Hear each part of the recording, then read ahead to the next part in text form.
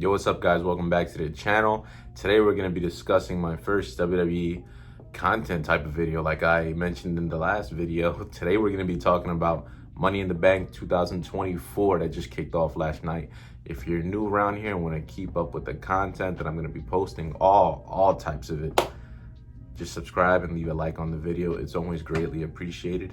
So without further ado, let's get into it. Money in the Bank 2024.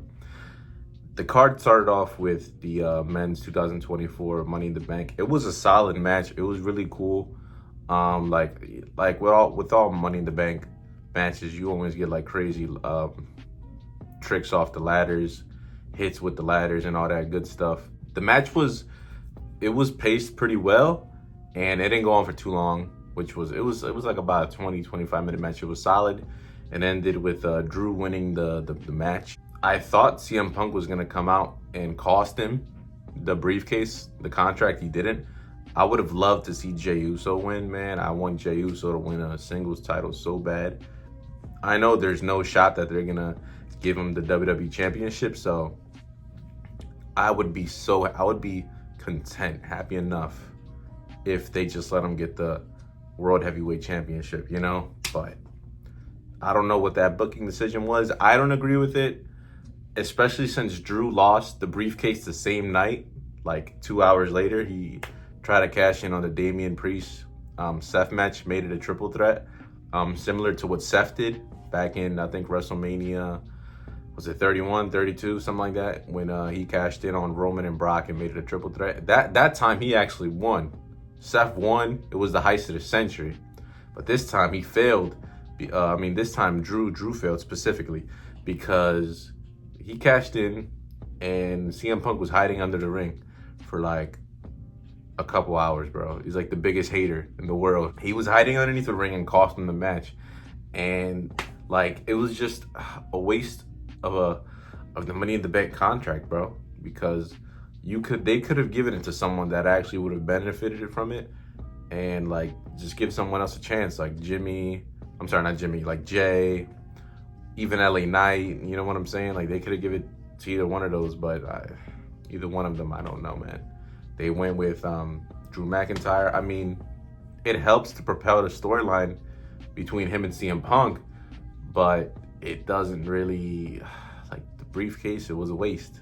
You know what I'm saying? Like, that match was just to set up their feud even more. And yeah, you could have given it to Jay, could have given it to LA Knight, but I don't know what they did.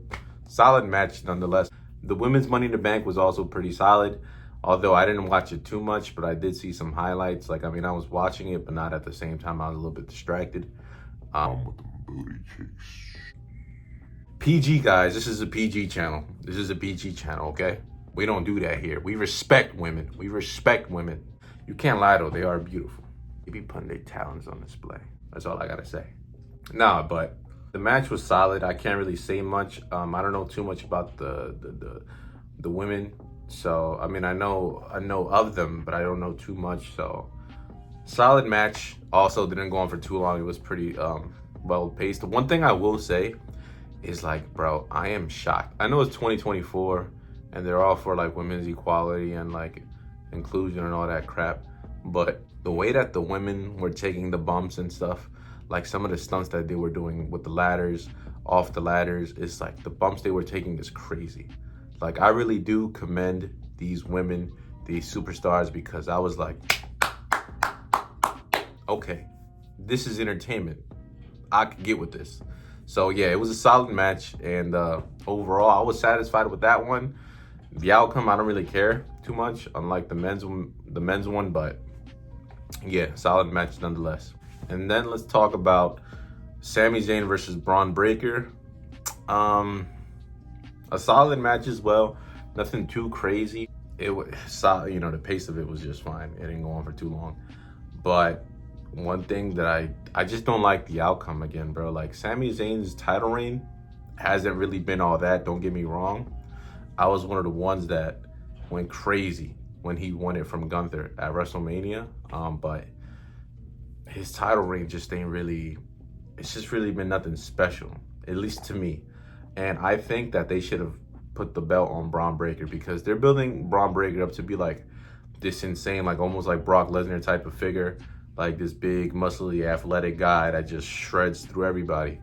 But then like you just gave him a loss for the championship against Sami Zayn. Like, you made him look kind of dumb, I'm not gonna lie to you. So it's just like this.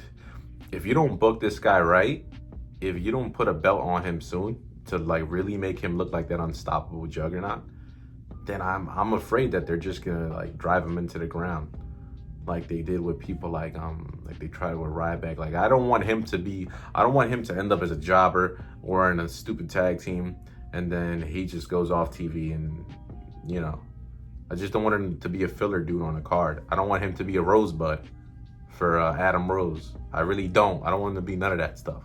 I want Braun Breaker to succeed, and I think the dude has immense talent. He could go far in the company. So they should have put the belt on him, and yeah, they should have just put the belt on Braun Breaker, point blank period. Damian Priest versus Seth Rollins. That match had a crazy botch. Like, it was a solid match. It was good to see Seth back after his knee injury. The knee looked like it was holding up fine. I wasn't really a fan of his like ring gear. Like, I thought it was weird. Like, I mean, the color scheme was cool, the black and white, half black, half white. But like, I don't know, it was like the pants that he was wearing, they were just weird to me. Like, I didn't like them, but it don't matter. The match was pretty solid. Damian was really showing that like he could really be like a single star. He already is, aside from the Judgment Day. I thought Finn Balor was gonna come out and like probably cost him the title, because they were kind of like alluding to that. It looked like it before, in the backstage segment when he told Finn to like stay away and the rest of the Judgment Day. But Damian's got this. Like, his title reign is solid. It ain't the best, but I'm content with it. He's doing good, and I think he could go far. Seth was doing his thing as always. Seth is a legend in this game. Unmatched work ethic. The dude is a beast. But the botch. Damian Priest didn't kick out of a pin. Like, the ref went 1, 2, and it was gonna hit 3, but the ref literally just pulled his hand back and like didn't count 3, and he was like, oh, he'd like 2 to like, I guess the person that does the ring and the announcer, you know what I'm saying, the people on the side of the ring. He was like, it was a kick out at 2.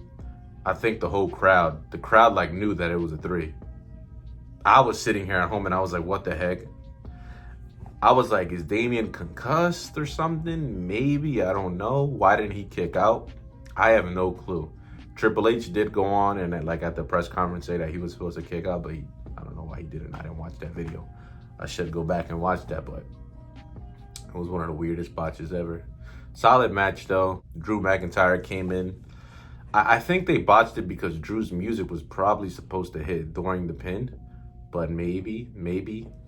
But then again, Triple H did say that Damian was supposed to kick out, so I don't know. But Drew came out, made it a triple threat, like cashing in his Money in the Bank. Like I said, CM Punk came from underneath the ring and cost Drew the match, and Damian got the pin on, he chokeslammed Drew McIntyre after CM Punk roughed him up, and yeah. That was the end of the match.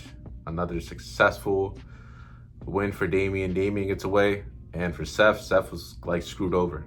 Because honestly, Seth should be the champion right now, bro. If this was a legit sport, if this was real, if pro wrestling was real, and if the ref was like, damn, the show must go on,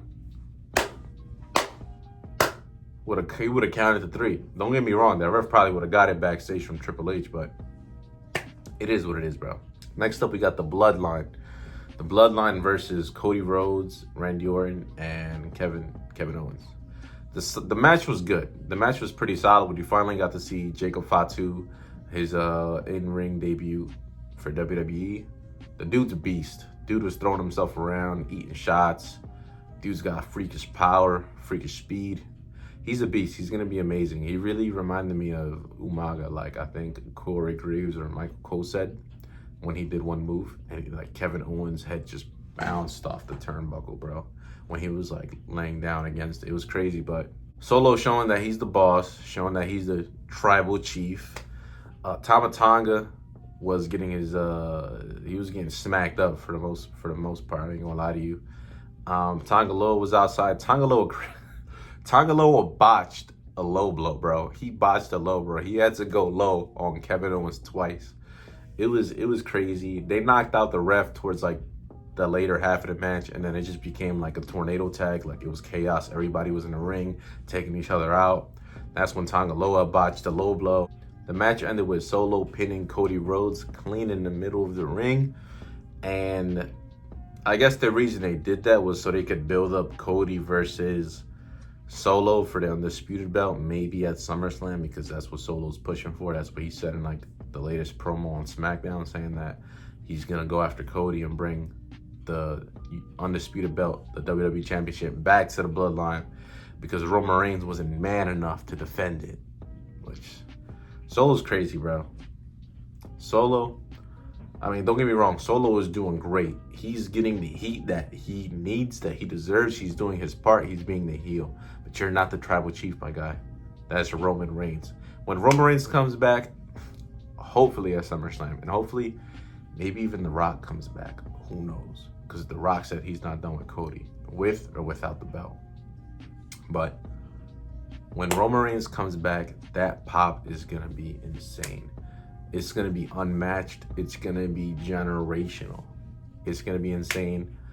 But as far as the card goes, I feel like it was a little bit overhyped. I think Logan Paul should have been on the card defending the belt, the United States belt, though I know he defended it on TV like the week prior. Just because he's like a really good in-ring performer. He always puts on exciting matches. Like imagine him jumping off ladders and stuff like that. Like that'd be insane. But yeah, overall, I'd give it like a 6.5 or a 7 out of 10. Oh man, and I can't forget John Cena's retirement speech, bro. John Cena said that he's gonna retire in 2025. Now I definitely gotta go to WrestleMania. I ain't gonna lie to you. When I saw the shirt he was wearing, I immediately knew it was gonna be on WWE Shop, and I went right on WWE Shop right after the promo ended, and I almost bought it. But then it's not ready to ship. You gotta wait till August for it. So I was like, I'll hold off on it. I'll hold off, and when it's ready to ship, I'll buy it because I need that shirt, baby. That shirt is fire. It gives me nostalgia seeing John Cena in red, like he was like back in 2013, around there.